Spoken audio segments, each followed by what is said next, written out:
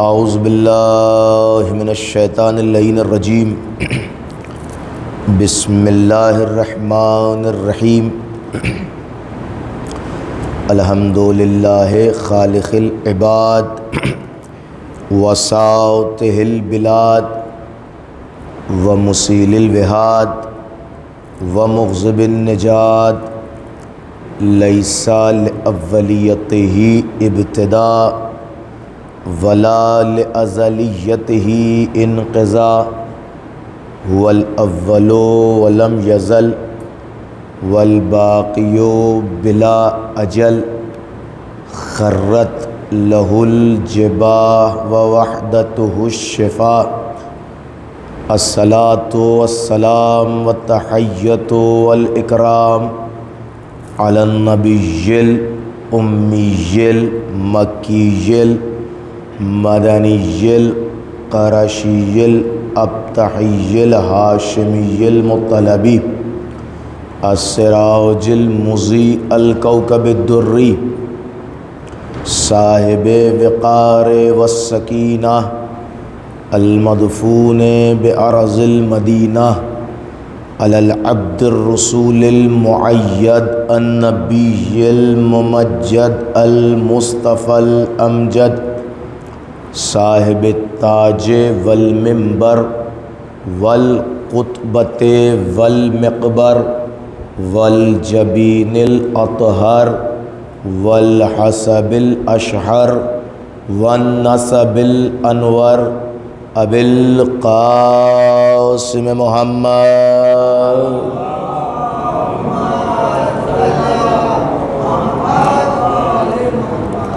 اللہم صلی وسلم وزد وبارک علی صاحب دعوت النبویہ والصولة الحیدریہ والعصمت الفاطمیہ والصلح الحسنیہ والشجاعت الحسینیہ والعبادت السجادیہ والآثار الباقریہ والعلوم الجعفریہ والحلوم الکاظمیہ والحجج الرضویہ والجود التقویہ والنقاوۃ النقویہ والہیبۃ العسکریہ والغیبۃ المہدویہ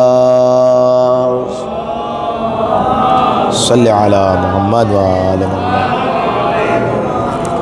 ولعنۃ اللہ علی اعدائہم وقتلتہم وغاصب حقوقہم ومنکر فضائلہم ومصائبہم وشجاعتہم وطہارتہم وسخاوتہم وولایتہم ومنکر عطشہم اجمعین من الآن الی قیام یوم الدین اما بعد فقد قال اللہ تعالی فی محکم کتابہ ومتقن خطابہ بسم اللہ الرحمن الرحیم ولا تلبسوا الحق بالباطل ولا تکتموا الحق وانتم تعلمون صلوات پڑھ دیں محمد آل محمد کو صلی علی محمد وآلہ. حاضرین گرامی قدر معزز سامعین کرام، قبل از بیان گزارش ہے آپ حضرات سے کہ امام عصر کے ظہور میں تعجیل کے لیے بآواز بلند صلوات عنایت فرما دیں. صلی علی محمد وآلہ. عشرہ اول سفر کی یہ تیسری مجلس ہے جس میں آپ حضرات شریک ہیں، اور معرفت حق اور قرآن کے عنوان سے گفتگو کا سلسلہ جاری ہے. ظاہر ہے کہ اللہ نے قرآن میں صاف لفظوں میں کہا ہے کہ کبھی بھی باطل کو حق سے ملانے کی کوشش نہ کرنا. میں یہ کہنا چاہتا ہوں کہ ایک بات تو سمجھ میں آئی کہ دنیا میں کچھ لوگ ایسے ہوں گے جو باطل کو حق سے ملانے کی کوشش کریں گے، لیکن کیا وہ کامیاب ہوں گے یا نہیں کامیاب ہوں گے؟ دیکھیے اس آیت نے منع تو کیا کہ باطل کو حق سے ملانے کی کوشش نہ کرنا، لیکن اس آیت نے یہ نہیں بتایا کہ وہ کامیاب ہوں گے یا نہیں ہوں گے۔ لیکن جب ہم قرآن میں دوسری جگہ پر غور کریں اور دیکھیں اور پڑھیں تو سمجھ میں آتا ہے کہ قرآن صاف لفظوں میں کہہ رہا ہے کہ جو لوگ یہ ناکام کوشش کرتے ہیں کہ باطل کو حق سے مکس کر دیں، رانگ کو رائٹ سے ملا دیں، وہ اپنی اس فکر میں کبھی کامیاب نہیں ہو سکتے۔ کیوں نہیں ہو سکتے؟ کہ اس لیے کہ وہ اللہ ہے کہ جو حق کو غالب کر کے بتائے گا۔ سنیے میرے عزیزوں، میں گفتگو کا آغاز کر رہا ہوں، اور تو اب اللہ کو چاہیے کہ ایک فہرست ہمیں دے دے کہ جس کے ذریعے سے پتہ چل جائے کہ حق کیا ہے، باطل کیا ہے۔ لیکن اللہ نے ایک شناخت ہم کو بتا دی۔ ہمیشہ دیکھیے توجہ رکھیے گا، میں شناخت بتا رہا ہوں آپ کو جو قرآن نے گفتگو کی ہے۔ قرآن نے، اللہ نے ایک شناخت ہم کو بتا دی کہ دیکھو کبھی بھی حق کو باطل جب جس دور میں ملایا جانے لگے، حق کو باطل کا لباس پہنایا جانے لگے اور تمہیں رانگ اور رائٹ مکس کر کے دیا جائے، تو میں تمہیں بتا دے رہا ہوں کہ جو رائٹس ہیں، جو حقیقت و حق ہے، وہ ہمیشہ غالب رہے گا، کبھی دبا ہوا نہیں رہے گا، یعنی حق ہمیشہ بلندی پہ ہوگا۔ بھائی دلیل کیا ہے؟ یہ تو میری لفظیں ہیں، قرآن کیا کہہ رہا ہے؟ تو قرآن کی لفظیں یہ ہیں، جب سورہ توبہ میں آپ پڑھیں گے تو اللہ سورہ توبہ میں ارشاد فرماتا ہے وَدِينِ الْحَقِّ وَيُظْهِرَهُ عَلَى الدِّينِ كُلِّهِ وَلَوْ كَرِهَ الْمُشْرِكُونَ۔ کہہ رہا ہے کہ اللہ اپنے دین حق کو غالب کر دے گا، بلند کر دے گا تمام دین کے اوپر، اگرچہ کافروں کو کتنا ہی برا لگے۔ اس کا مطلب باطل کی پیروی کرنے والوں کو برا لگے گا، لیکن اللہ پھر بھی حق کو بلند کر دے گا۔ اور آپ نے اپنے معاشرے میں بھی دیکھا ہوگا کہ جو آدمی حق بولتا ہے اس کے 1000 دشمن ہوتے ہیں، لیکن کوئی اس کا کچھ بگاڑ نہیں پاتا، اس لیے کہ اس کے دشمن زیادہ ہوتے ہیں، اس کا محافظ اللہ ہوتا ہے۔ بھائی غور کیجئے گا، جو آدمی حق بولتا ہے اس کے دشمن دنیا میں ہوتے ہیں۔ بھائی آپ کیا کر لیں گے؟ زبان سے دشمنی کر لیں گے، بہت زیادہ ہوگا، اس کے خلاف کچھ باتیں کر دیں گے، لیکن اللہ کچھ ایسے سسٹمز پیدا کرے گا جس کے ذریعے سے اس کی حفاظت ہو جائے گی۔ تو اب اللہ نے ایک بات بتا دی کہ حق کو لوگ دبانے کی کوشش کریں گے، ختم کرنے کی کوشش کریں گے، لیکن میں ہمیشہ حق کو اجاگر کروں گا، حق کو بلند کروں گا۔ تو کیا پروردگار قرآن میں کوئی ایگزامپل ہے کہ جہاں تو نے حق کو بلند کیا ہو؟ تو اللہ نے کہا کیوں نہیں ہے، تم قرآن پڑھو، تمہیں سمجھ میں آئے گا کہ میں نے بہت سارے حق ایسے ہیں کہ جنہیں بلند کیا ہے۔ اب دیکھیں میں نے کہا نا کہ قرآن میں حق کی ایک بہت بڑی فہرست ہے۔ حق میں آدم اپنے زمانے کے حق ہیں، نوح اپنے زمانے کے حق ہیں، ابراہیم اپنے زمانے کے حق ہیں، حضرت عیسیٰ اپنے زمانے کے حق ہیں، حضرت موسیٰ اپنے زمانے کے حق ہیں۔ یعنی جب سے قرآن ہے تب سے حق کا سلسلہ ہے۔ یا جملہ بدل کے کہہ دوں کہ جب سے اللہ نے اس دنیا کو بسایا ہے تب سے ایک حق کا سلسلہ رکھا ہے۔ اب حق آتا رہے گا اور لوگ حق کی پیروی کرتے رہیں گے، اور ہر دور میں باطل بھی آتا رہے گا، لیکن باطل کی ہمیشہ کوشش یہ ہوگی کہ حق کو دبا دیا جائے، لیکن اللہ ہمیشہ حق کو سپورٹ کر کے حق کو اتنا بلند کر دے گا کہ باطل کبھی دبا ہی نہیں پائے گا۔ اب میں آپ کی خدمت میں قرآن سے عرض کروں، چونکہ عنوان ہے معرفت حق اور قرآن۔ اب قرآن میں جو سب سے نایاب حق نظر آیا وہ اپنے دور کے حضرت موسیٰ علیہ نبینا ہے۔ حضرت موسیٰ اللہ کے ایک نبی ہیں، حق ہیں، اور ایسے حق ہیں کہ حضرت موسیٰ کی ولادت سے پہلے، دنیا میں آنے سے پہلے پوری دنیا پر فرعونیت کا دار دورہ ہے۔ فرعون پوری دنیا پر حکومت کر رہا ہے، کفر کی حکومت ہے، ضلالت کی حکومت ہے، گمراہی کی حکومت ہے۔ اور اتنے میں فرعون کو نجومیوں نے خبر دی کہ اب یہ ہونے والا ہے کہ کچھ دن بعد اس زمین پر ایک بچہ پیدا ہوگا جو تمہاری خلافت و خدائی کو نیست و نابود کر دے گا، ختم کر دے گا۔ یعنی دیکھیے گا، توجہ کیجیے گا، یعنی قرآن سے صاف لفظوں میں بات ہو رہی ہے۔ اللہ نے کہہ دیا کہ میں حق کو غالب کروں گا۔ نجومیوں نے فرعون کو خبر دے دی کہ اب ایک حق آنے والا ہے جو تیرے باطل کو ڈبو دے گا۔ تو فرعون نے کہا میرے ہوتے ہوئے ایسا ہو ہی نہیں سکتا۔ سنیے گا میرے عزیزوں، میں نے کہا نا کہ حق کے بہت دشمن ہوتے ہیں لیکن سپورٹ اللہ کرتا ہے۔ تو اب فرعون نے کہا کہ میرے ہوتے ہوئے تو ایسا ہو ہی نہیں سکتا۔ کہا تو کرے گا کیا؟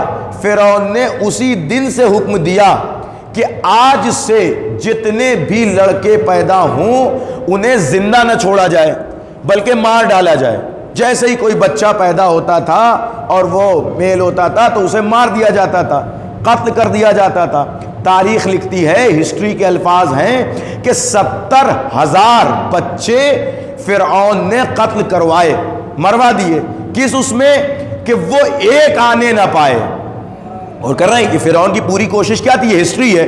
فرعون کی پوری کوشش یہ تھی کہ 70,000 کو مارا جائے تاکہ وہ ایک جو آنے والا ہے وہ نہ آ پائے۔ لیکن میں نے کہا نا کہ حق کی مخالفت ہزاروں کرتے ہیں، سپورٹ اللہ کرتا ہے۔ جہاں اتنے زیادہ بچے مارے جا رہے تھے وہیں اللہ نے انتظام کیا۔ مادر موسیٰ کے بطن میں جناب موسیٰ آ گئے۔ اب پھر نجومی فرعون کے پاس آئے۔ نجومی وہ ہوتے تھے جو ہسٹوریکل اعتبار سے ستاروں کو دیکھ کر کچھ پریزنٹ کی باتیں بتا دیتے تھے۔ تو انہوں نے پھر آ کے فرعون سے کہا کہ تجھے کیا خبر ہے؟ وہ بچہ اپنی والدہ کے پیٹ میں آ گیا ہے۔ فرعون نے کہا ایسا کیسے ہو سکتا ہے؟ میں تو 70,000 بچوں کو مروا چکا ہوں۔ نجومیوں نے بتایا کہ فلاں جگہ پر وہ بچہ موجود ہے۔ فرعون نے وہ جو نرسز ہوتی ہیں انہیں بھیجا، کہا جاؤ جا کے دیکھو کہ کیا کنڈیشن ہے، کیا آیا کوئی ایسی حقیقت ہے یا نہیں ہے۔ اب وہ نرسیں جناب موسیٰ کے گھر میں آئیں۔ جناب موسیٰ کی والدہ کی اپنے اعتبار سے پوری جانچ کی، تفتیش کی، لیکن انہیں کوئی بھی آثار ولادت نظر نہیں آئے۔ واپس فرعون کے پاس آئیں اور آ کے کہتی ہیں کہ ہم نے وہاں گئے تھے اور کوئی بھی آثار ولادت نظر نہیں آیا۔ فرعون پھر خاموش ہے اور خوش ہو گیا کہ نہیں ایسا کچھ نہیں ہے۔ کچھ دن بعد حضرت موسیٰ کی ولادت ہو گئی۔ اب پھر نجومی فرعون کے پاس پہنچے، کہا تجھے پتا بھی ہے وہ جس بچے کی ہم بات کر رہے تھے وہ دنیا میں آ گیا ہے۔ فرعون نے پھر اپنا لشکر بھیجا کہ جاؤ ذرا پتا کرو کہ وہ کون سا بچہ ہے کہ جو آج پیدا ہوا ہے۔ نجومیوں نے بتایا کہ وہی گھر وہی ہوم جس کا ہم نے ریفرنس دیا تھا وہیں پر وہ بچہ پیدا ہو گیا ہے۔ اب نجومی کے ساتھ ساتھ نرسوں کے ساتھ ساتھ فرعون کے کچھ گھوڑے سوار سپاہی بھی آئے، حضرت موسیٰ کے گھر میں آئے۔ ادھر حضرت موسیٰ اپنی والدہ کی آغوش میں ہے۔ سنیے گا، میں گفتگو تمہیدی ہے، اس کے بعد نتیجہ دوں گا۔ حضرت موسیٰ اپنی والدہ کی آغوش میں ہے۔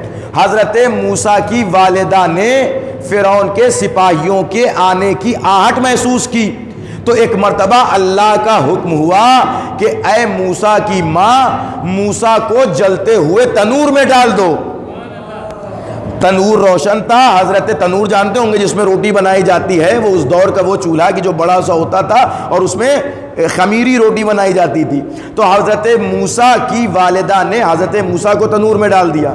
اب وہ فرعون کے لشکر والے آئے اور انہوں نے پورے گھر کی جانچ کی، تفتیش کی، ایک ایک کونا ایک ایک گوشہ ڈھونڈا، کہیں بھی حضرت موسیٰ نہیں ملے۔ جاتے جاتے انہوں نے ایک مرتبہ اس میں دیکھنا چاہا، تنور میں، لیکن دیکھا نہیں، دیکھ کے بڑھنے لگے۔ تو حضرت موسیٰ کی والدہ نے کہا ارے اس میں بھی دیکھ لو۔ تو اس نے مسکرا کے کہا کہ اگر اس میں ہوں گے تو ہم جہاں بھیجنا چاہتے ہیں وہاں خود ہی پہنچ جائیں گے۔ میں یہاں پہ کہنا چاہتا ہوں کہ یہ کتنے احمق تھے کہ جو موسیٰ کو اپنے جیسا سمجھ رہے تھے۔ صلوات پڑھیں محمد آل محمد کی بارگاہ میں، صلی علی۔ دیکھ رہے ہیں اللہ کیا انتظام کر رہا ہے۔ اب وہ سب کے سب چلے گئے اور جا کے فرعون کو رپورٹ دے دی کہ بھائی کوئی بچہ نہیں پیدا ہوا ہے، کچھ نہیں ہے، تجھے بھڑکایا جا رہا ہے۔ اور ادھر پھر جیسے ہی وہ آگے بڑھے حضرت موسیٰ نے تنور میں گریا کیا۔ غور کر رہے ہیں آپ؟ حضرت موسیٰ نے تنور میں گریا کیا۔ میں حضرت موسیٰ سے سوال کروں گا کہ آپ تھوڑی دیر پہلے رو دیتے، تھوڑی دیر بعد رو دیتے؟ یہ کیا سسٹم ہے کہ وہ جیسے ہی گھر سے باہر ہوئے آپ نے گریا کیا؟ تو موسیٰ نبی بتائیں گے کہ میں تنور میں ہوں لیکن نبی ہوں، مجھے پتا ہے کہ رویا کب جاتا ہے۔ غور کیجئے ذرا سا، مجھے پتا ہے کہ رویا کب جاتا ہے۔ اب جیسے ہی وہ چلے گئے، حضرت موسیٰ نے فوراً، حضرت موسیٰ کی والدہ نے تنور سے فوراً حضرت موسیٰ کو نکال کے پیار وغیرہ کیا، اور اس کے بعد حضرت موسیٰ کو ابھی محبت سے شفقت سے پال ہی رہی تھی کہ اللہ نے حکم دیا کہ اے موسیٰ کی والدہ، موسیٰ کو ایک لکڑی کے باکس میں پیک کرو اور دریا کے حوالے کر دو۔ سنیے گا حق کیسے پروان چڑھتا ہے۔ میں نے کہا نا کہ جو حق کے دشمن ہوتے ہیں اللہ انہی کے گھر میں حق کو پروان چڑھاتا ہے۔ اب حضرت موسیٰ کی والدہ نے حضرت موسیٰ کو لکڑی کے باکس میں پیک کیا، دریا کے حوالے کر دیا۔ دریا کا دوسرا کونا فرعون کے محل پہ جا کے مرتا تھا۔ موسیٰ کا صندوق چلا۔ دیکھیں موسیٰ کا نام اصل میں موسیٰ تھا نہیں، موسیٰ پڑ گیا۔ موسیٰ کیوں پڑ گیا؟ کہ اس لیے کہ منہ کا مطلب ہوتا ہے پیڑ کی دو شاخیں، اور سا کا مطلب ہوتا ہے ایک چیز جو اس میں سے کراس کر جائے۔ تو ابھی جب حضرت موسیٰ کا باکس صندوق جس میں حضرت موسیٰ تھے دریا پہ چل رہا تھا تو دریا کو دو راستہ بناتے ہوئے چل رہا تھا۔ تو جیسے ہی فرعون کے دربار والوں نے حضرت موسیٰ کے صندوق کو آتے دیکھا تو ان کے منہ سے بے ساختہ نکلا موسیٰ، وہیں سے نام پڑا موسیٰ۔ اب وہ صندوق آ رہا ہے اور فرعون کی وائف دریا کے کنارے کھڑے ہو کر یہ پورا منظر دیکھ رہی ہیں کہ بھائی یہ کیا ہے کہ جو آ رہا ہے۔ تو جیسے ہی قریب آیا فرعون کی وائف نے کہا کہ آپ اتر کے ذرا اس صندوق کو اٹھائیں، دیکھیں اس میں کیا ہے۔ تو فرعون اترا اور اتر کے چاہتا ہے کہ اس باکس کو اٹھا لے، لیکن وہ باکس پیچھے ہٹ گیا۔ پھر فرعون نے کوشش کی، پھر صندوق پیچھے چلا گیا۔ پھر فرعون نے کوشش کی، پھر صندوق پیچھے چلا گیا۔ حضرت موسیٰ، بھائی غور کر رہے ہیں، حضرت موسیٰ اس صندوق میں ہے، فرعون اس صندوق کو ٹچ کرنا چاہتا ہے لیکن وہ صندوق پیچھے چلا جا رہا ہے، اور یہیں سے ایک پیغام دیا جا رہا ہے کہ باطل کے ہاتھوں میں کبھی حق نہیں آ سکتا ہے۔ اب فرعون ہٹ گیا کنارے اور فرعون کی وائف خود دریا میں اتری اور اتر کے اس نے اس باکس کو اٹھایا۔ اب جب باکس کھولا گیا تو اس میں ایک پھول جیسا لڑکا نظر آیا۔ فرعون کا دماغ گھوما کہ کہیں یہ وہ بچہ تو نہیں ہے جس کا نجومیوں نے مجھے خبر دی تھی، جس کے بارے میں نجومیوں نے مجھے بتایا تھا کہ ایک بچہ آئے گا جو تیری سلطنت کو نیست و نابود کر دے گا۔ تو ایک مرتبہ فرعون نے فوراً تلوار نکالی، جناب موسیٰ کو قتل کرنے کے لیے فرعون نے فوراً تلوار نکالی۔ فرعون کی بیوی نے، ان کی وائف نے، فرعون کی وائف نے کہا کہ ابھی رہنے دیجئے، آپ اس بچے کو کیوں مارنا چاہتے ہیں؟ ہم بھی لا اولاد ہیں، کیوں نہ ہم اس بچے کی پرورش کر لیں۔ بھائی وہ فرعون کہ جو 70,000 بچوں کو مار چکا ہے آج اپنی بیوی کے کہنے پہ نرم کیسے ہو گیا؟ بھائی غور کیجئے، یہ ہسٹری ہے۔ ہسٹری کہتی ہے کہ فرعون نے اس بات کو مانا، اپنی وائف کی بات کو رکھا۔ یعنی فرعون وہ جو کسی کی بات کو نہیں مانتا تھا لیکن اپنی وائف کی بات کو مانا۔ اس کا مطلب وائف اسے کہتے ہیں جو بڑے بڑے فرعون سے اپنی بات منوا لے۔ صلوات پڑھے محمد آل محمد کی ذات پر، صلی علی محمد۔ ایک بلند ترین صلوات پڑھیں عظمت آل محمد پر، ما صلی علی۔ تو اب سنیے گا میرا، دیکھیں یہ حق و باطل کا کیا کاروان اللہ لے کے چل رہا ہے، میں بالکل ہسٹری لے کے چل رہا ہوں۔ اب موسیٰ فرعون کے گھر میں پلنے لگے۔ ابھی موسیٰ کتنے مہینے کے تھے؟ 1-2 مہینے کے، پھر دھیرے دھیرے پروان چڑھتے رہے۔ حضرت موسیٰ 2 برس کے ہوئے۔ ابھی تک فرعون نے حضرت موسیٰ کو ٹچ نہیں کیا تھا، ہاتھ نہیں لگایا تھا، لیکن اب اللہ نے حضرت موسیٰ کی محبت فرعون کے دل میں ڈال دی۔ اب فرعون نے ایک دن حضرت موسیٰ کو آغوش میں اٹھایا۔ ابھی حضرت موسیٰ کو فرعون نے آغوش میں اٹھایا ہی تھا اور حضرت موسیٰ کو اپنی گودی میں اٹھا کے بلند کیا تھا کہ حضرت موسیٰ نے فرعون کی داڑھی ایک ہاتھ سے پکڑی اور ایک زوردار تماچا فرعون کے گال پہ رسید کیا۔ فرعون کو جیسے ہی تماچا لگا تو محبت کا بخار اترا اور دماغ میں پھر وہ فکر جاگی کہ ہو نہ ہو یہ وہی بچہ ہے۔ پھر اس نے تلوار نکالی، پھر فرعون کی وائف آگے آ گئی، کہا کہ آپ اسے نہیں مار سکتے۔ کہا نہیں، میں آج تو ماری کے رہوں گا، اس لیے کہ 2 سال کے بچے اتنا زوردار تماچا نہیں مارتے۔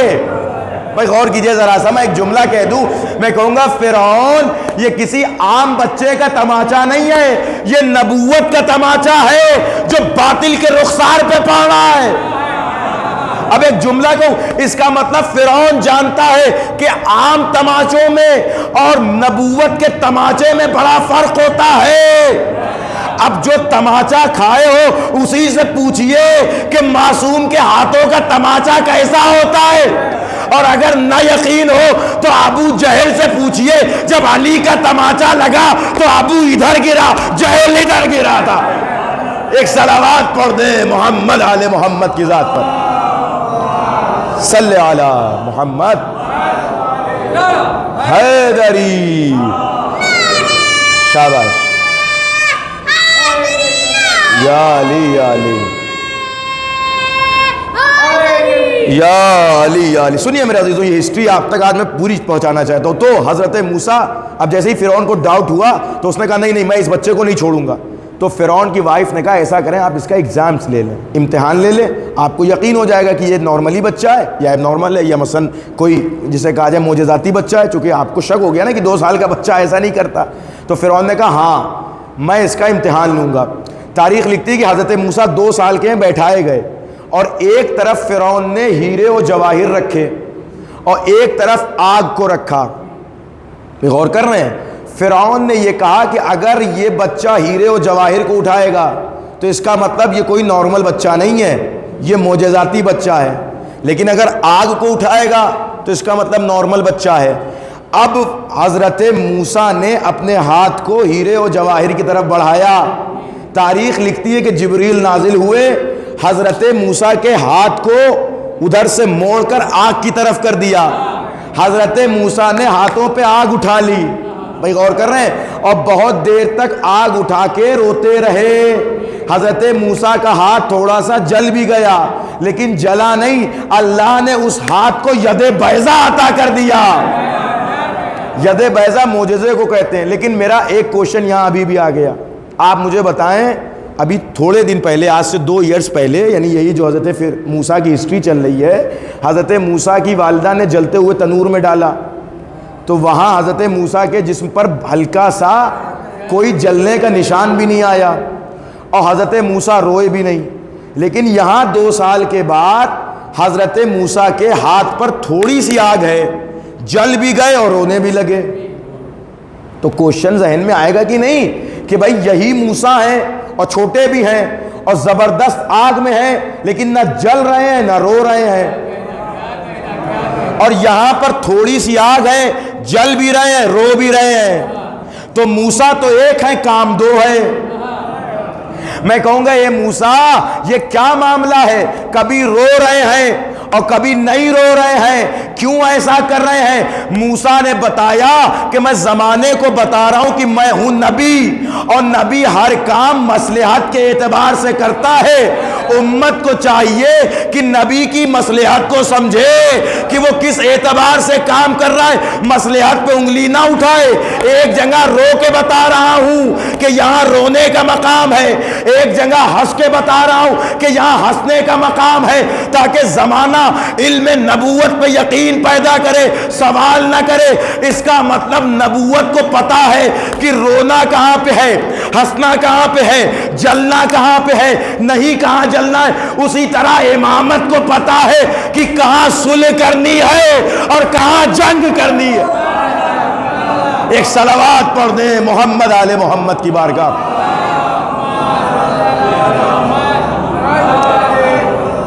اب یہ یا علی یا علی، شاباش، یا علی یا علی یا علی یا علی یا علی یا علی۔ سنیے میرے عزیزو غور سے، اس کا مطلب یہ ہے کہ امامت کو بھی پتہ ہے۔ اب ہم کہتے ہیں صاحب امام حسین تھوڑا گرم خون کے تھے نعوذ باللہ، اس لیے انہوں نے تلوار نکال لی، اور امام حسن تھوڑا نارملی مائنڈ کے تھے اس لیے انہوں نے ایسا کچھ نہیں ہے۔ اگر امام حسن امام حسین کی جگہ ہوتے تو وہ بھی کربلا میں جنگ کرتے۔ غور کیجئے گا، امام اپنی ذمہ داری کو سمجھتا ہے، امام جانتا ہے کہ ہمیں کہاں پہ صلح کرنی ہے اور کہاں پہ جنگ کرنی ہے. اور اگر نہ یقین ہو تو جا کے کربلا کے اصحاب کی ہسٹری پڑھ لیجئے گا. 50% اصحاب کربلا میں ایسے ہیں کہ جن کی جان امام حسن کی صلح کی وجہ سے بچی ہے. بھئی امام حسن نے جو صلح کی تھی اس کی وجہ سے وہ 50% اصحاب کی جان بچی تھی. اس کا مطلب کربلا میں اگر 50% اصحاب امام حسین کے لائے ہوئے ہیں تو 50% اصحاب امام حسن کے بچائے ہوئے ہیں. غور کر رہے ہیں؟ یہ امام حسن کی صلح کا نتیجہ. بہرحال مجھے امام حسن کے ٹاپک پہ گفتگو نہیں کرنی ہے، لیکن یہ اب حضرت موسیٰ کا جب امتحان ہو گیا تو فرعون پھر مطمئن ہو گیا کہ نہیں بھائی میرے ہی شک تھا، یہ بچہ عام بچہ ہے. اب حضرت موسیٰ بڑھنے لگے، پلنے لگے، لیکن فرعون کو پتہ ہے، شک تو ہو گیا کہ یہ بچہ کوئی اور نہیں ہے، یہ وہی ہے، لیکن وہ کون ہے کہ جو خدا کی طاقت سے ٹکرا جائے. اس لیے جسے خدا رکھے اسے پھر کون چکھے. اس لیے کہ جسے خدا رکھتا ہے. اب حضرت موسیٰ دھیرے دھیرے بڑے ہوئے اور جیسے ہی نوجوان ہوئے اب اللہ کا حکم ہوا کہ موسیٰ یہاں سے نکل جاؤ تم. حضرت موسیٰ فرعون کے یہاں سے نکل گئے، کچھ لوگوں کو راہ حق کا پیغام دیا. اس کے بعد حکم ہوا کہ اے موسیٰ اب تم فرعون کے پاس پلٹو اور جا کر اسے اللہ کے ایک ہونے کی دعوت دو. سنیے گا ہسٹری کیسے آگے بڑھ رہی ہے. اب حضرت موسیٰ پلٹے اور پلٹ کے، لیکن اس سے پہلے حضرت موسیٰ نے کہا یا اللہ میں اکیلے نہیں جاؤں گا، وَجَعَلْنِي مِن لَّدُنْكَ سُلْطَانًا نَصِيرًا. یہ آیت حضرت پیغمبر کے لیے بھی ہے کہ پیغمبر نے بھی دعا کی تھی، اور حضرت موسیٰ نے بھی ایسا ہی دعا کی رب اشرح لی صدری ویسر لی امری واحلل عقدۃ من لسانی یفقہوا قولی واجعل لی وزیری ہارون اخی. اے پروردگار میری زبان کو کھول دے، میرے سینے کو کشادہ کر دے، اور میں اکیلے فرعون کیا نہیں جاؤں گا، مجھے میرے ساتھ ایک وزیر دے دے، اور وہ وزیر کوئی اور نہ دے بلکہ میرے بھائی ہارون کو میرا وزیر بنا دے. اور بتایا یہی سے جناب موسیٰ نے کہ اگر کسی نبی کا کوئی وصی ہوگا تو وہ اصحاب میں سے نہیں ہوگا بلکہ اس کا بھائی ہوگا جو اس کا وصی بنے گا. اللہ نے حضرت ہارون کو جناب موسیٰ کا وصی بنا دیا. اب یہ دونوں بھائی فرعون کے دربار میں پہنچے. سنیے گا فرعون کی شان و شوکت. اور فرعون کو اس وقت کیا کہا جاتا تھا؟ گاڈ، خدا. سب اس کی پرستش کرتے تھے.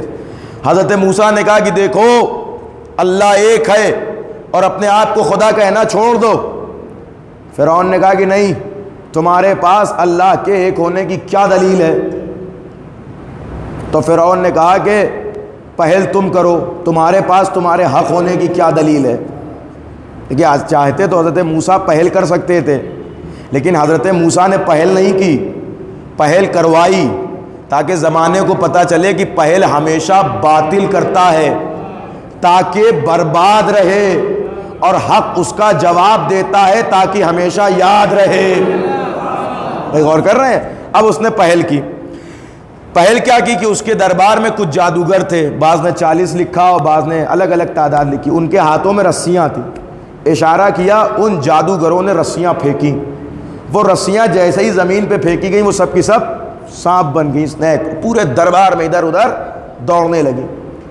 جیسے ہی حضرت موسیٰ نے یہ منظر دیکھا، ادھر سے اللہ کا حکم ہوا ہے موسیٰ تم بھی اپنے عصے کو پھینک دو. حضرت موسیٰ نے اپنے عصے کو پھینکا. وہ عصا ایسا تھا کہ تھوڑی تھوڑی دیر کے بعد وہ عصا آگے بڑھتا رہا، اور پہلے اس میں ریشے نکلے اور پھر ہڈیاں نکلی اور پھر کانٹے نکلے، اور تھوڑی دیر کے بعد وہ ایک بڑا سا اژدہا بن گیا، ایک بہت بڑا سانپ بن گیا. اور اس کے بعد وہ جو سارے چھوٹے چھوٹے سانپ تھے وہ انہیں نگل گیا. اب اللہ نے حکم دیا کہ اے موسیٰ اسے اٹھا لو. لیکن سنیے گا میرے عزیزوں، قرآن کی آیت ہے، قرآن کی آیت. جیسے ہی ان جادوگروں نے رسی کو پھینکا تھا، حضرت موسیٰ نے اس رسی کو دیکھا. اب قرآن کی آیت ہے، جا کے دیکھیے گا. قرآن کہتا ہے کہ موسیٰ ڈر گئے. غور کریں، اب قرآن کی آیت ہے، ماننا تو پڑے گا. قرآن نے کیا کہا کہ جیسے ہی ان سانپوں کو دیکھا تو موسیٰ ڈر گئے. اما جو سانپ سے ڈر جائے ہم اسے صحابی نہیں مانتے تو نبی کیسے مان لیں گے؟ لیکن قرآن کی آیت ہے کہ موسیٰ ڈرے، اور ہم لوگ پڑھتے بھی ہیں۔ اب کیا کیا جائے؟ تو اب اس معاملے کو وارث قرآن نے حل کیا۔ کسی نے امام سے پوچھا مولا قرآن کہہ رہا ہے کہ موسیٰ ڈر گئے، جو ڈر جائے وہ نبی تھوڑی ہوتا ہے، اس لیے کہ قرآن کہہ رہا ہے وَزَادَهُ بَسْطَةً فِي الْجِسْمِ وَالْعِلْمِ، ہم جسے اپنا نبی بناتے ہیں، حق بنا کے بھیجتے ہیں، اس کے پاس قوت بھی ہوتی ہے اور علم بھی ہوتا ہے، تو جو ڈر جائے وہ نبی کیسے؟ تو امام نے کہا کہ بے شک قرآن کی آیت ہے کہ موسیٰ ڈر گئے، لیکن موسیٰ سانپ سے نہیں ڈرے تھے۔ کہا پھر کس سے ڈرے تھے؟ کہا موسیٰ اس جادوگری سے ڈرے تھے کہ کہیں یہ جادو دیکھ کر یہ دربار میں بیٹھی ہوئی امت گمراہ نہ ہو جائے۔ اس کا مطلب کہ جو نبی یا امام کو خوف ہوتا ہے وہ اپنا خوف نہیں ہوتا، اپنوں کا خوف ہوتا ہے۔ اب کہنے والے بڑے اس سے کہتے ہیں ارے صاحب آپ لوگ اتنی فضیلت بیان کرتے ہیں، ذرا دیکھیے مولا علی دعائے کمیل میں کیسے ڈر ڈر کے دعا کر رہے ہیں، پروردگار مجھے معاف کر دے، مجھے بخش دے، میری خطاؤں کو بخش دے، میری گناہوں کو معاف کر دے۔ نبی راتوں میں رو رو کے دعا کر رہے ہیں مجھے معاف کر دے۔ ارے یہ نبی اور امام اپنے لیے نہیں ڈر رہے ہیں بلکہ اپنی امت کے لیے ڈر رہے ہیں۔ ان کا یہ ڈر دیکھ کے انہیں اپنے جیسا نہ سمجھ لینا، بلکہ یہ تمہاری ہدایت کے لیے آئے۔ تو جناب موسیٰ اپنے لیے نہیں ڈر رہے تھے، اپنوں کے لیے ڈر رہے تھے۔ اب حکم ہوا کہ اژدہا بنا دو، اب اژدہا بنا، اس نے سارے سانپوں کو کھا لیا۔ اب اس کے بعد کیا ہوا؟ وہ جو دربار میں 40 جادوگر تھے انہوں نے دیکھا، یہ معجزہ دیکھا، تو سب کے سب موسیٰ کے قدموں پہ سجدے میں گر گئے۔ یہ قرآن کے جملے ہیں۔ اور اس کے بعد کہتے ہیں آمنت برب موسیٰ و ہارون، ہم آمنت برب العالمین رب موسیٰ و ہارون، کہ میں عالمین کے خدا پر ایمان لایا اور موسیٰ اور ہارون کے رب پر ایمان لایا۔ یہ بتائیے مجھے کہ کیا جس خدا کا اقرار کیا جا رہا ہے وہ موسیٰ اور ہارون کے رب سے الگ ہے؟ نہیں نا۔ دیکھیں دو جملے کہے ان جادوگروں نے۔ پہلا جملہ کیا کہا کہ میں اللہ پہ ایمان لایا، دوسرا جملہ کیا کہا کہ میں موسیٰ اور ہارون کے اللہ پر ایمان لایا۔ آپ مجھے بتائیں یہ تو دو باتیں ہو جاتی ہیں۔ بھائی دیکھیے ایک مرتبہ ایک بات کو ہم نے کہہ دیا، اب اسے دوبارہ کہنے کی کیا ضرورت ہے؟ جب میں نے کہہ دیا کہ میں پنجتنی امام بارگاہ میں مجلس میں آیا، اس کے بعد میں کہوں کہ میں پنجتنی امام بارگاہ نانپورہ سورت کی مجلس میں آیا، بھئی آپ نے پنجتنی امام بارگاہ کہہ دیا تھا، بات کلیئر ہو گئی تھی، سامنے تھی۔ دو جملے کہنے کی کیا ضرورت تھی؟ بھئی آپ نے کہہ دیا کہ میں اللہ پہ ایمان لایا، بات کلیئر تھی، لیکن آپ کہہ رہے ہیں میں اللہ پہ ایمان لایا، پھر کہہ رہے ہیں کہ موسیٰ اور ہارون کے اللہ پر ایمان لایا۔ بھائی دیکھیں یہ لوگ جو ایمان لا رہے ہیں یہ کچھ کر نہیں رہے ہیں بلکہ کلمہ سنا رہے ہیں۔ بھائی غور کیجئے گا، یہ کلمہ سنا رہے ہیں۔ یہ جو لوگ ایمان لائے ہیں یہ اصل میں حقیقت میں کلمہ سنا رہے ہیں۔ یہ جو جادوگر جب موسیٰ کے اوپر ایمان لائے تو پہلا جملہ کیا کہا؟ آمنت برب العالمین، یعنی میں اللہ پر ایمان لایا۔ اس کا مطلب کلمہ کیا بنا؟ لا الہ الا اللہ۔ دوسرا جملہ کیا کہا؟ آمنت برب موسیٰ، یعنی موسیٰ کے رب پر، یعنی یہ بھی بتایا کہ میں موسیٰ کے رب پر اور موسیٰ پر بھی ایمان لایا، یعنی دوسرا جملہ کیا بنا؟ محمد الرسول اللہ۔ اس کے بعد کیا؟ آمنت برب موسیٰ و ہارون، یعنی ہارون کے رب پر بھی ایمان لایا۔ تیسرا جملہ کیا بنا؟ علی ولی اللہ، یعنی اتنا تو دربار کے جادوگروں کو پتا ہے کہ کلمہ ادھورا نہیں پڑھا جاتا، پورا پڑھا جاتا ہے۔ ایک صلوات پڑھ دو، یا علی یا علی یا علی یا علی، اللہم صلی علی حیدری۔ تو میرے عزیزوں غور کر رہے ہیں آپ، یہ جناب موسیٰ نے جیسے ہی یہ کرامت دکھائی تو اب وہ سب کے سب مسلمان ہو گئے۔ اب وہاں پر سب سے پہلا لفظ جو فرعون نے کہا کہ تم لوگ رافضی ہو گئے ہو، اس لیے کہ تم نے فرعون کو چھوڑ کر موسیٰ پہ ایمان لے آئے ہو۔ اس کا مطلب یہ ہوا کہ رافضی اسے کہتے ہیں جو باطل کو چھوڑ کے حق کو مان لے۔ اب اگر آپ کبھی باہر نکلیں تو ہمارے اوپر بھی ایک کلیم لگایا جاتا ہے، یہ رافضی ہو گئے ہیں، تو امام سے کسی امام کے خاص صحابی نے کہا کہ مولا آپ کی محبت میں لوگ ہمیں رافضی کہتے ہیں۔ امام نے کہا خوش ہوا کرو جب رافضی کہتے ہیں۔ کہا مولا کیوں؟ کہا اس لیے کہ رافضی ان جادوگروں کو کہا جاتا ہے جو وقت کے فرعون کو چھوڑ کر موسیٰ پہ ایمان لائے تھے، تمہیں بھی رافضی اسی لیے کہا جاتا ہے کہ تم وقت کے فرعون کو چھوڑ کر علی پہ ایمان لے آئے ہو۔ تو اب جناب موسیٰ نے جب یہ معجزہ دکھایا اور تمام کے تمام جادوگر مسلمان ہو گئے، تو اب انجام یہ ہوا کہ وہ سب کے سب فرعون کی پوری طاقت اور پوری قوت موسیٰ کی دشمن ہو گئی۔ اب ادھر موسیٰ کے ساتھ، اب سنیے گا آخری بات مجلس تمام کر رہا ہوں، اب ادھر موسیٰ کے ساتھ جو موسیٰ کی قوم تیار ہو رہی ہے دھیرے دھیرے، جو حضرت موسیٰ کے ساتھ آ رہے ہیں، حضرت موسیٰ انہی کے ساتھ تبلیغ کر رہے ہیں، لیکن ادھر فرعون کا پورا پروپیگنڈا ہے کہ بھائی موسیٰ کو اب زندہ نہیں چھوڑنا ہے۔ اس کا مطلب یہ ہوا کہ حکومتیں جس کا علمی جواب نہیں دے پاتی اس کی جان کی دشمن بن جاتی ہیں، جس کی حقیقت دیکھیں یہ بھی طے ہے کہ جب حق کا مقابلہ اور سامنا نہیں کیا جا سکتا تو پھر اسے ختم کرنے کی کوشش کی جاتی ہے۔ بھائی ابھی تک ادھر معجزہ موسیٰ دکھا رہے تھے، ادھر وہ دکھا رہے تھے، لیکن جب حضرت موسیٰ کی کامیابی ہوئی اور حضرت موسیٰ جیت گئے تو اب انہوں نے کیا کیا؟ موسیٰ کی دشمنی اختیار کر لی۔ اب موسیٰ اپنے چاہنے والوں کے ساتھ زندگی گزر کر رہے تھے، بسر کر رہے تھے۔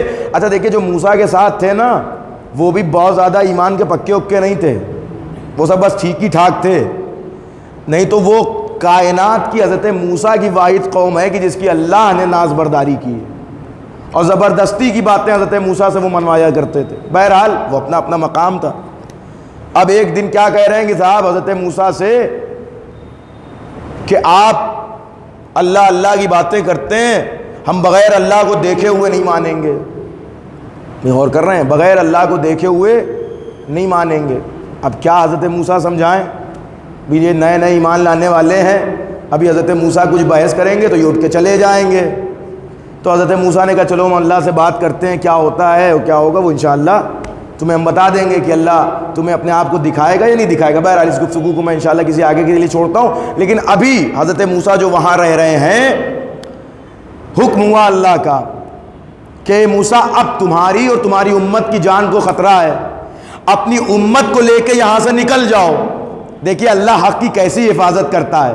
ابھی حق اکیلا تھا، اب حق کے ساتھ ایک پورا لشکر بھی ہے۔ میں اکیلا ہی چلا تھا جانب منظر، مگر لوگ ساتھ آتے گئے اور راستہ بنتا گیا یا قافلہ بنتا گیا۔ تو حضرت موسیٰ اکیلے حق تھے، لیکن اب حضرت موسیٰ کے ساتھ ایک بڑا لشکر ہے۔ حضرت موسیٰ چلے اور نکلے باہر، سنیے گا، اب پیچھے فرعون کا ایک بہت بڑا لشکر ہے تعقب میں حضرت موسیٰ کے۔ کیوں؟ آج نہ موسیٰ کو چھوڑنا ہے، نہ موسیٰ کے ساتھ رہنے والے کسی ایک کو چھوڑنا ہے۔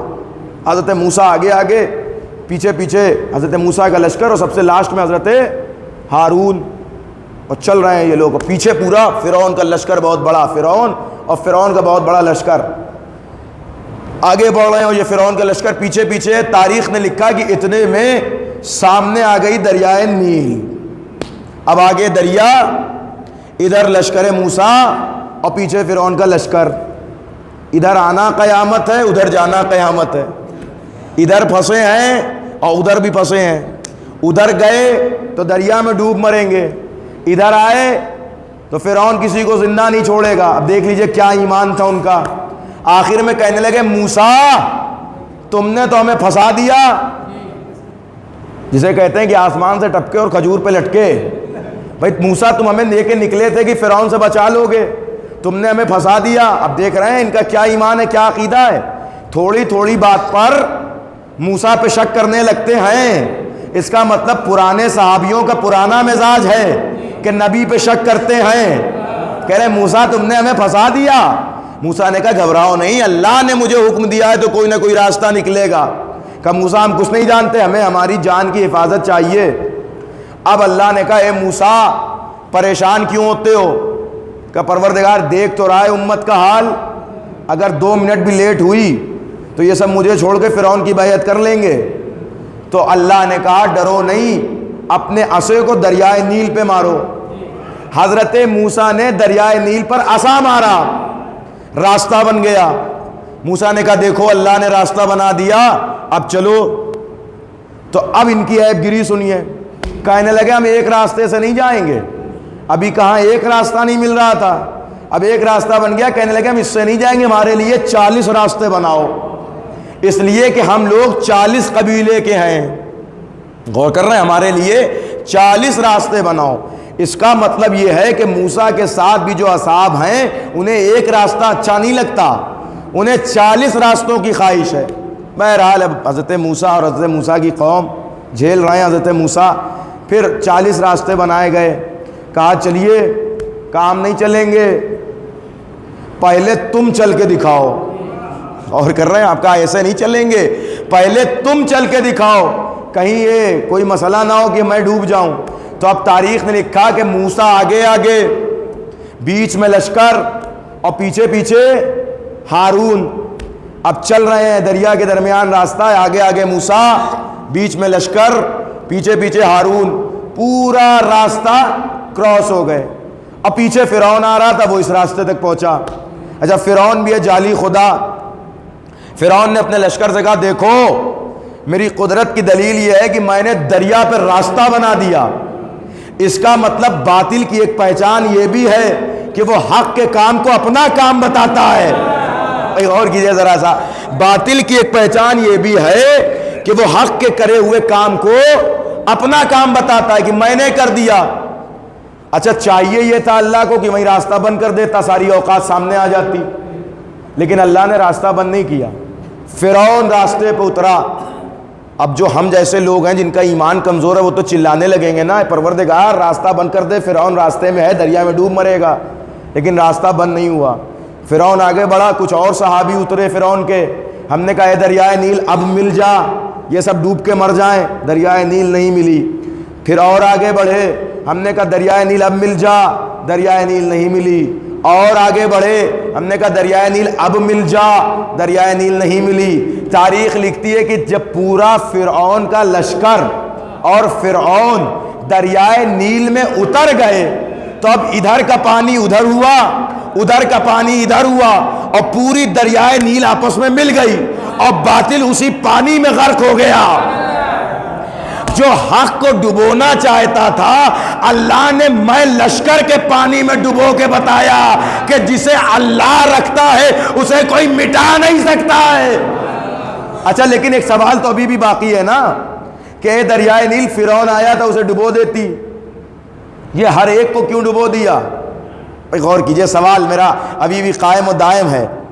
بھائی ادھر کیا ہے جو حضرت موسیٰ کے ساتھ ہیں وہ سب کے سب پکے ایمان والے تھوڑی ہیں، بھائی ان میں کوئی چغل خور بھی ہے اور ان میں کوئی گناہ گار بھی ہے، ان میں کوئی خطا کار بھی ہے، لیکن وہ سب کے سب نجات پا گئے۔ میں نے سنایا نا کہ ان کی قوم کی کیا حالت تھی۔ بھائی کوئی چلیے مان لیجیے 4-5% جو ہیں وہ حضرت موسیٰ پہ صحیح ایمان رکھتے ہوں گے، باقی سب تو ایسے ہی تھے۔ ماں جو نبی سے کہہ رہے ہیں کہ پھنسا دیا تم نے، وہ کیسے ایمان والے ہوں گے؟ لیکن سب کے سب بچے ہیں، تاریخ نے لکھا ہے، قرآن ہے، تاریخ کیا قرآن ہے، سب کے سب بچ کے گئے ہیں۔ اور ادھر فرعون کے لشکر میں سب برے بھی نہیں تھے، اچھے بھی تھے۔ آپ کہیں کیسے؟ تو کچھ لوگ فرعون کے لشکر میں تقیے میں تھے، کچھ لوگ فرعون کے لشکر میں تقیے میں تھے، جیسے مومن آل فرعون۔ تو ابھی فرعون کا لشکر ڈوب کے مرا تو سب تو برے نہیں تھے، کچھ اچھے بھی تھے تو وہ اچھے بھی ڈوب کے مر گئے۔ لیکن ادھر موسیٰ کا لشکر جو بچا تو اس میں سب اچھے نہیں تھے، کچھ برے بھی تھے، یہ بچ کیسے گئے؟ بھائی غور کیجئے ذرا سا، یہ سوال ہے نا۔ اللہ سے کہہ سکتے پروردگار ادھر سب اچھے نہیں لیکن سب ڈوب کے مر گئے، اس میں کچھ اچھے بھی ہیں کچھ برے بھی ہیں لیکن سب ڈوب کے مر گئے۔ ارے ادھر کے اچھوں کو بچا لیتا، بروں کو ڈبا دیتا، اور ادھر کے اچھوں کو بچا لیتا، ادھر کے بروں کو ڈبا دیتا۔ لیکن اللہ نے کہا کہ میں زمانے کو یہی پیغام دینا چاہتا ہوں کہ میں نے قرآن میں پہلے ہی کہہ دیا ہے کہ میں امت کو اس کے امام کے ساتھ بلاؤں گا۔ اب جیسے امام کے ساتھ آؤ گے ویسا فیصلہ ہوگا۔ آپ نے غور کیا موسیٰ کی امت میں سب اچھے نہیں تھے لیکن آگے آگے موسیٰ تھے، پیچھے پیچھے ہارون تھے، بیچ میں امت تھی۔ اما جب دو معصوم ان خطا کاروں کو بچا سکتے ہیں تو 14 معصوم ہم گناہگاروں کو کیوں نہیں؟ صلوات رہبر محمد آل محمد کی ذات میں پڑھ. غور کر رہے ہیں میرے عزیزوں؟ یا علی یا علی یا علی یا اللہم صلی علی محمد وعلی. شاباش.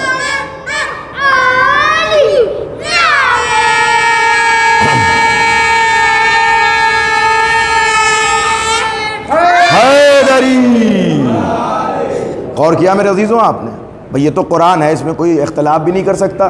تو معصوم رہبروں کی وجہ سے یہ بچ گئے. لیکن اب ایک نقطہ اور سن لیجئے. دریائے نیل اگر موسیٰ فرعون کو ڈبو دیتی تب بھی معاملہ تو حل تھا، اس لیے کہ فرعون ڈوبتا امت بھی ڈوب جاتی، خود بخود فرعون کو چھوڑ دیتی. لیکن اللہ نے بتایا کہ جو ظلم میں ظالم کا ساتھ دے گا وہ ظالم ہی کے ساتھ شمار ہوگا. یعنی جو باطل کا ساتھ دے گا چاہے ذرا ہی سا کیوں نہ دے، اس کا انجام وہی ہوگا جو باطل کا ہوگا. وہ بعد میں الگ مسئلہ ہے کہ اس کے اعمال نیک کو اللہ دیکھ کے کچھ کر دے، کنسیشن کر دے. لیکن ابھی یہاں پر جو حشر ہوگا، جو باطل کا حشر ہوگا، وہی اس کا بھی حق ہوگا. اسی لیے میں نے اللہ سے کہا پروردگار صرف فرعون کو ڈبو دیتا. اللہ نے کہا میں نے لاسٹ تک انتظار کیا کہ وہ آخر میں جتنے فرعونی ہیں وہ سب کے سب آ جائیں. اگر میں صرف فرعون کو ڈبوتا تو فرعون ڈوبتا، فرعون صفت لوگ بچ جاتے. لہذا میں نے یہ چاہا کہ صرف فرعون نہ ڈوبے بلکہ جتنے فرعون ہیں وہ سب کے سب ڈوبیں. لہذا میں نے انتظار کیا کہ جتنے فرعونی ہیں وہ سب دریا میں اتر جائیں. اب ہم سے نہ پوچھئے کہ جب آپ کے امام آنے والے ہیں تو اتنا انتظار کیوں کر رہے ہیں. جب انہیں یزیدیت کا بدلہ لینا ہے تو آخری امام تو کربلا کے بعد ہی آ جاتے، لیکن پردے میں رکے اس لیے ہے کہ قیامت تک کے جتنے یزید ہیں وہ بلوں سے نکل تو آئے. بھائی غور کر رہے ہیں، یہ سارے یزید نکل آئے، یہ سارے یزید نکل آئے تاکہ میں سارے یزیدوں کو بدلہ لے سکوں. اس لیے کہ جو یزید صفت ہے وہ یزید کے ساتھ شمار ہوگا، جو یزید جیسا ہے وہ یزید کے ساتھ شمار ہوگا. تو یہ انتظار کے طولانی ہونے کا ایک وجہ یہ بھی ہے کہ یہ چھپے ہوئے یزید باہر تو نکلیں، اور دیکھیے نکل رہے ہیں. پچھلے سال کچھ پاکستان میں نکلے تو اس سال کچھ اور نکلے. پبلک میڈیا پہ تو آپ ہیں دیکھ ہی رہے ہیں. تو یزید نکل خوب رہے ہیں. اچھا دیکھیے آپ نے سنا ہوگا جو جانور چھوٹے چھوٹے کیڑے بل میں رہتے ہیں وہ دو وجہ سے نکلتے ہیں. ایک تو جب گرمی زیادہ ہو، دوسرے جب بارش زیادہ ہو. تو یہ آخر آج اس 1400 سال میں یزیدوں کو ہوا کیا ہے؟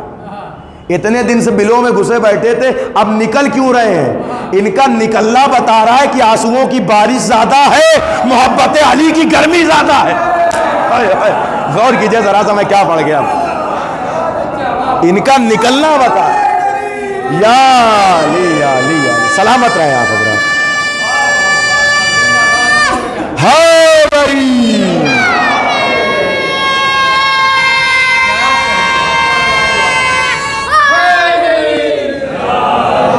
ختم ہو گئی مجلس میں. ان کا مطلب یہ ہے کہ آنسوؤں کی بارش زیادہ ہوئی ہے اور محبت علی کی گرمی زیادہ ہوئی ہے جو انہیں ان کے بل میں رہنے نہیں دے رہی ہے. ابھی تو یہ باہر نکل رہے ہیں. تو میرے عزیزوں اسی لیے میں کہتا ہوں کہ اس گرمی کو ہمیشہ سلامت رکھا جائے اور اس بارش کو ہمیشہ سلامت رکھا جائے. جب تک علی کی محبت کی گرمی اور حسین کے غم میں آنسوؤں کی بارش رہے گی تو ہماری زندگی کی فصل تر و تازہ رہے گی. یہ مجلس عزا، یہ فضائل، یہ مصائب اسی لیے ہیں کہ ہماری محبت کے ساتھ ساتھ امام حسین پہ گریے کا حق. دیکھیں پوری زندگی بھی ہم روئیں اور رو رو کے مر جائیں پھر بھی امام حسین کے احسان کا بدلہ نہیں دیا جا سکتا. کربلا میں وہ ظلم ہوئے ہیں کہ انسانیت تڑپ کے مر گئی ہے کربلا میں. وہاں جانور بھی اپنے بچوں کے ساتھ ایسا نہیں کرتے جیسے کربلا میں ہو گیا ہے. کربلا کے ظلم کی تاریخ پڑھیے، کلیجہ پھٹ کے ہاتھ میں آ جاتا ہے کہ یہ کون سے درندے تھے جو کربلا میں آئے تھے. چلیے بڑے تو بڑے، بیویاں تو بیویاں، جنہوں نے بچوں پہ بھی رحم نہیں کھایا. چھوٹے موٹے چھوٹے سے بچے ہوں تو اس میں مذہب و ملت نہیں دیکھی جاتی. ایک چھوٹا سا کسی بھی مسلک کا، کسی بھی مذہب کا بچہ ہو، اگر آپ اسے پریشان دیکھیں گے فوراً بڑھ کے اس کو سہارا دیں گے. کیوں؟ اس لیے کہ انسانیت کا درد ہے دل میں. بڑوں کا اختلاف اپنی جگہ ہوتا ہے لیکن بچوں کی پریشانی دیکھی نہیں جاتی. لیکن کربلا کے میدان میں آپ دیکھیں، اگر بڑوں پہ ظلم ہو رہا ہے تو بچے بھی ظلم میں کم نہیں ہیں، پیچھے نہیں نظر آ رہے. انہیں بھی ایسا ظلم کہ روئیں کانپ جاتے ہیں کربلا کا ظلم دیکھ کے. اے ارباب ازا، جب 11 محرم کو یہ قافلہ کربلا سے چلا ہے تو تاریخ لکھتی ہے کہ حسین کے قافلے کے ساتھ بچوں کی ایک بڑی تعداد تھی. لیکن جب قافلہ واپس مدینے آیا ہے تو کچھ بچے پلٹ کے مدینے آئے. یہ سارے بچے کیا ہوئے؟ کچھ کربلا میں دھوپ سے مر گئے، کچھ راستے میں بھوک سے مر گئے، کچھ ناکوں سے گر کے مر گئے، اور کچھ کو زندان شام کی تپش نے مار ڈالا. سنیں گے بچوں پہ کیا ظلم ہوئے ارباب ازا. تاریخ لکھتی ہے کہ کربلا سے جب یہ قافلہ چلا ہے، بس 2-3 منٹ مصائب پڑھوں گا، مجلس تمام. جب کربلا سے یہ قافلہ چلا ہے تو بی بی سکینہ کو ایک مرتبہ جناب رباب کی آغوش میں بیٹھایا گیا اور اس قافلے کو وہاں سے گزارا گیا جدھر امام حسین کا سر بریدہ لاشا رکھا ہوا تھا. ایک مرتبہ بی بی نے جیسے ہی اپنے بابا کا کٹا ہوا لاشا دیکھا، بی بی تڑپ کے رونے لگی اور ناقے سے زمین پہ تشریف لائی اور بی بی وہیں پہ رک گئی اور روتی رہی. تاریخ کہتی ہے کہ ایک مرتبہ شمر ملعون نے اٹھایا اور بی بی کو پھر دوبارہ جناب رباب کے حوالے کر دیا. اب ایک مرتبہ تاریخ کہتی ہے کہ ابھی قافلہ تھوڑا اور آگے بڑھا تھا کہ پھر شہزادی نے روتے روتے اپنے آپ کو ناقے سے گرا دیا. اب شمر ملعون نے کیا کیا؟ ایک مرتبہ بی بی کو اٹھایا اور سب سے آخر میں، جو پیچھے سب سے آخر میں ایک اونٹ تھا، اس پہ اکیلے شہزادی کو بیٹھا دیا. تاریخ لکھتی کچھ دیر ابھی قافلہ آگے بڑھا تھا کہ سر امام حسین ایک نیزہ بردار کے ہاتھ میں تھا، اس کے ہاتھ سے وہ نیزہ چھوٹا اور زمین میں پیوست ہو گیا اور وہ نیزے کو نکالنا چاہتا ہے لیکن نیزہ نکل نہیں رہا ہے. ایک مرتبہ شمر ملعون تازیانہ گھماتے ہوئے سید سجاد کے پاس آیا. اے سجاد، اپنے بابا سے کہو کہ آگے بڑھے، اس لیے کہ اگر آگے نہیں بڑھیں گے تو تمہاری پشت ہوگی اور یہ تازیانہ ہوگا. سید سجاد نے کٹے ہوئے سر کا رخ کیا. بابا خیریت تو ہے؟ ایک مرتبہ سر حسین نے گریا شروع کیا، آواز دیے، بیٹا سجاد، میری لاڈلی کہیں گر گئی ہے، ذرا اسے تلاش کرو. قافلہ روکا گیا. زینب و سجاد ایک مرتبہ سکینہ کو تلاش کرنے کے لیے بڑھے. اب تھوڑا آگے بڑھے تھے کہ بیابان میں دیکھا ایک برقع پوش بی بی ہے جس کے ہاتھوں میں سکینہ بیٹھی ہوئی آرام کر رہی ہے. ارے زینب نے ایک مرتبہ بی بی کے پاس تشریف لے گئی اور بی بی کے ہاتھوں سے سکینہ کو اپنی آغوش میں لیا، بچی کو پیار کیا. اے میری لاڈلی، تم کہاں گم ہو گئی تھی؟